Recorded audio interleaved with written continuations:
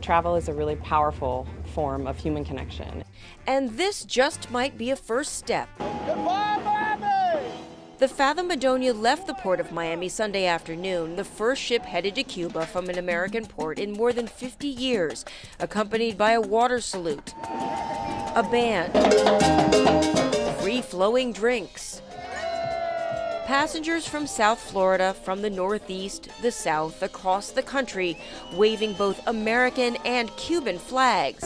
Among the hundreds aboard the Adonia, Cuban-born Americans. My parents always wanted to return and never had the ability to go back. But I know both my parents passed away, and I know that they're with me right now, and they would be so happy.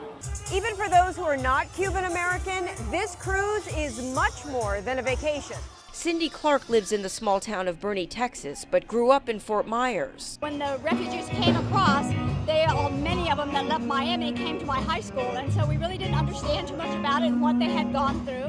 And she never forgot it. Now, 52 years later, here she is. It's like Vietnam. I went there last year, and this is another thing I wanted closure on, to see what happened. She was relieved, she says, like other passengers, when she learned the voyage would go on after the Cuban government relented and allowed Cuban-born Americans to disembark on the island.